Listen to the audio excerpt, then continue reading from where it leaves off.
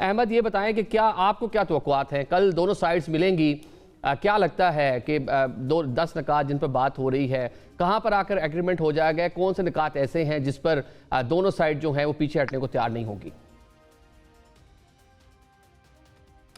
जी बहुत शुक्रिया। देखें, जो मुअज़्ज़ज़ मेहमानों ने बात की है, 70-80 साल पुरानी जो लड़ाई है, जो डिस्ट्रस्ट है, वो ओवरनाइट तो ख़त्म नहीं हो सकता। दूसरा, मैं जब से ये जंग शुरू हुई है उसके बाद से पीस और नेगोशिएशंस की बात हो रही है, सीज़ फायर की बात हो रही है, डिप्लोमेसी की बात हो रही है, तब से मैं एक बात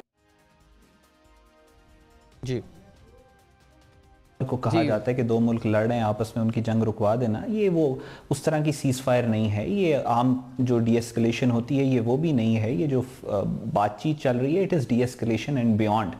जब ईरान ये बात करता है कि मुझे सस्टेनेबल पीस चाहिए, तो ईरान एक नई सिक्योरिटी गारंटी, एक नए सिक्योरिटी फ्रेमवर्क की बात करता है। और उस लिहाज से जो ये निगोसिएशंस है, ये बहुत इंपॉर्टेंट भी हैं और इसकी डेप्थ भी बहुत ज़्यादा है। ओवरनाइट कुछ भी नहीं होगा, ये एक लंबा और लेंथी प्रोसेस है। लेकिन इस जो पहला फेज़ जिसमें इस वक्त हम एंटर कर रहे हैं, इसमें ज़्यादातर जो एक्टर्स हैं उनकी कोशिश ये होगी कि वो अपनी डायरेक्शन को सेट करें। दूसरी बात यह है कि नेगोशिएशंस जो हैं, हर नेगोशिएशन की तरह इसकी प्रोबेबिलिटी जो है आइदर वे कामयाब होने की या नाकाम होने की, वो दोनों मौजूद हैं। ऐसा तो नहीं है कि 100% प्रोबेबिलिटी है किसी चीज़ की, लेकिन एक फैक्चुअल चीज़ जो ग्राउंड के ऊपर जो ट्रेजेक्ट्री है डिप्लोमेटिक, उसको अगर आप देखें तो पिछले अब से 2 दिन पहले एक पोस्ट की गई कि द सिविलाइजेशन विल एंड, और विद इन 2 डेज सारी जो वॉरिंग पार्टीज हैं जो वो निगोशिएटिंग टेबल के ऊपर मौजूद हैं, इटसेल्फ ये शो करता है इंटेंट के दोनों पार्टीज ये चाहती हैं कि जंग सीज़ फायर और आप एक सस्टेनेबल पीस की तरफ चले जाएं। सो अगर आप हिस्टोरिकल फैक्चुअल एनालिसिस करें तो आई एम वेरी होपफुल कि ये निगोशिएशंस जो हैं, ये these negotiations will beer fruit.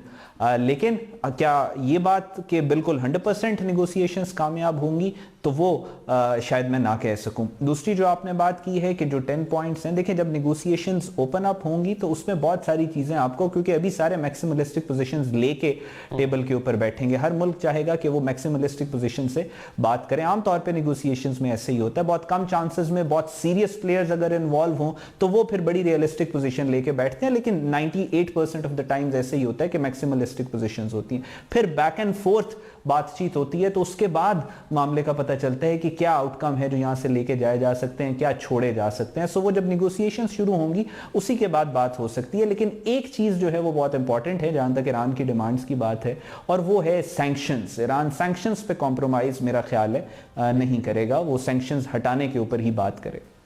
ठीक है, लेकिन आप जो मुज़ाकरात का लेवल है, उधर से वाइस प्रेसिडेंट हैं, उधर से पार्लियामान के स्पीकर हैं, फॉरेन मिनिस्टर हैं, इससे ऊपर तो फिर प्रेसिडेंट लेवल ही रह जाएगा। चीमा साहब, मतलब कि दोनों साइड से आला क़यादतें जो हैं वो पाकिस्तान आ रही हैं, आमने सामने बैठेंगी, तो आपको क्या निकलता नज़र आ रहा है कि आप जिस तरह कह दिया अहमद ने कि ओवरनाइट कुछ नहीं होगा, बड़ा पुराना कन्फ्लिक्ट है ये, बड़ा पुराना कई दहाइयों पर मुहित है पूरा मसला जो है, तो एक रात में कुछ नहीं होगा, तो कल क्या हो सकता है, इसके आगे कितने दौर होंगे फिर, मतलब क्या आप देख रहे हैं, क्या फोर्सी कर रहे हैं? जी देखिए, क्या हो सकता है, क्या कैसे चीजें चलेंगी, मुझे लगता है कि जो डिमांड्स हैं वो बहुत, जैसे ना जो पॉइंट्स आ रहे हैं, फॉर एग्जांपल अगर अमेरिकन कहते हैं कि जी यूरेनियम एनरिचमेंट नहीं करें, मिसाइल प्रोग्राम को लिमिट करें, फॉर एग्जांपल आप जो है रीजनल जो ग्रुप्स हैं उनको सपोर्ट बंद कर दें, तो ये ईरान कैसे चलेगा आगे? और ये तो ईरान जो है वो इन ग्रुप्स के बगैर तो ईरान चल ही नहीं सकता।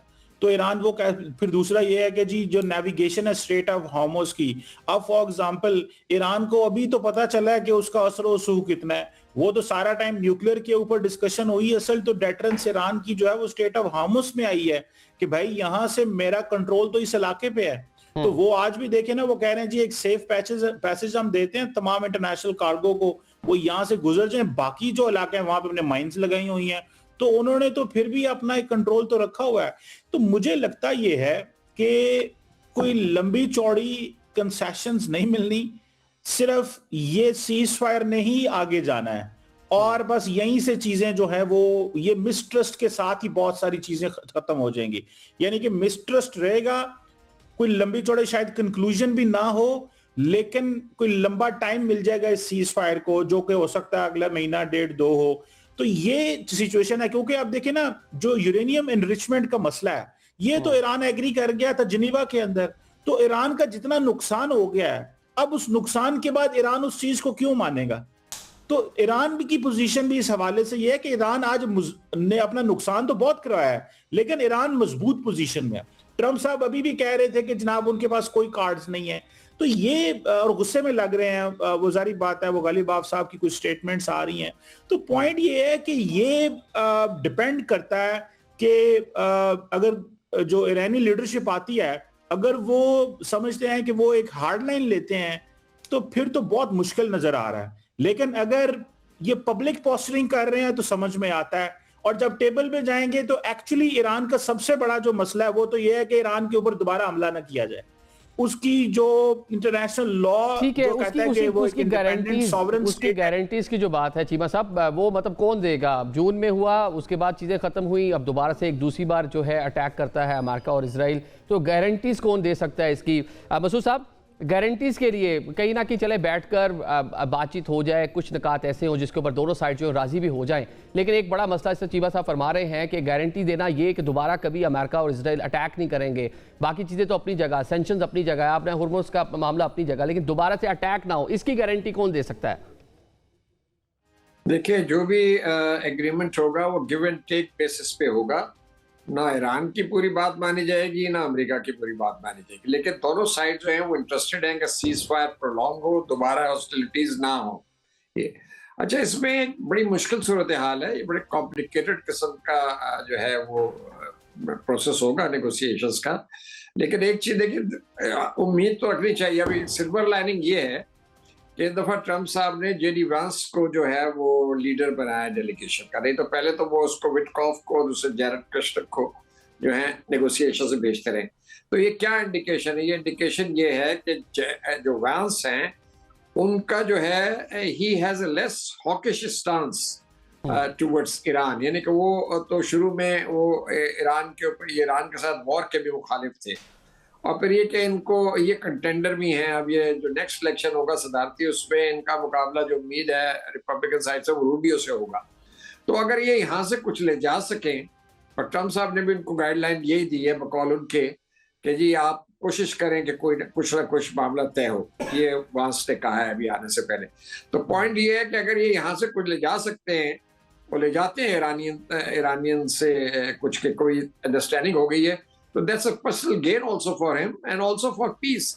लेकिन इसमें यह है कि गारंटी कौन देगा? गारंटी तो देखिए जी, गारंटी तो ये हो सकता है कि अभी आपने देखा कि ब्रिटेन ने 35-40 ममालिक की कॉन्फ्रेंस बुलाई है to open the strait of Hormuz.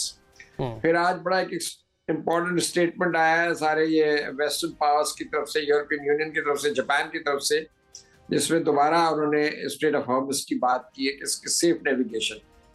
तो ये ईरान और ओमान का दोनों का जो है ना, वो they are at the mouth of this strait, तो वो दोनों ही इन्वॉल्व पार्टीज है। इसीलिए ईरान ने इंटेलिजेंटली ओमान के साथ बातचीत शुरू कर दी है कि यहाँ एक जॉइंट मैकेनिज्म हम बनाए दोनों ममालिक, क्योंकि इसमें इंटरनेशनल प्लेयर शामिल होंगे। ये नेविगेशन रुक नहीं सकती।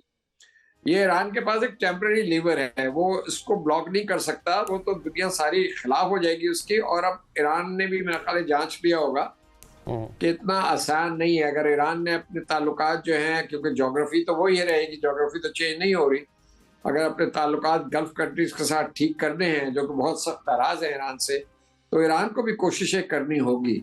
अब गारंटी कौन देता है? गारंटी मेरा ख्याल है कि इंटरनेशनल ये जो परमानेंट मेंबर्स हैं अदर देन यूनाइटेड स्टेट्स, ये देंगे किसी किस्म की गारंटी। इसको आप लीगल कवर दे सकते हैं through UN security council resolution, जिसमें ये होता है कि वो प्रेशर आ जाता है, मॉरल प्रेशर भी आ जाता है। अगर सारी ताकतें, बाकी ताकतें शामिल हैं और उसमें एक रेजोल्यूशन अडॉप्ट होती है, अमेरिका उसमें जाहिर बात है अमेरिका के रजामंदी के बगैर तो रेजोल्यूशन पास नहीं होगी, तो वो भी एक राइडर बन जाएगा अमेरिका के ऊपर कि वो। अच्छा, एक और भी है सिल्वर लाइनिंग, वो कहते हैं कि ये जरा मैं फारिग हो लूँ ट्रंप साहब, तो अभी दूसरी साइड पे हमने जाना है, तो उनका इशारा मेरा ख्याल है क्यूबा की तरफ है। तो वो चाह रहे हैं कि अब ये, क्योंकि अमेरिका में बहुत ज्यादा मुखालफत है उनकी इस वॉर की, उनकी अपनी पॉपुलैरिटी बड़ी लो है, उन्होंने उनको नवंबर का इलेक्शन में नजर आ रहा है, वो भी उन्होंने सामने रखना है। तो बड़ी चीजें हैं उनके पर्सनल उनकी पॉपुलैरिटी जो 31% पे आ गई है, और मतलब बाकी चीजों में जिमी कार्टर या बाइडेन से भी नीचे इस टाइम वो रेट हो रहे हैं। चले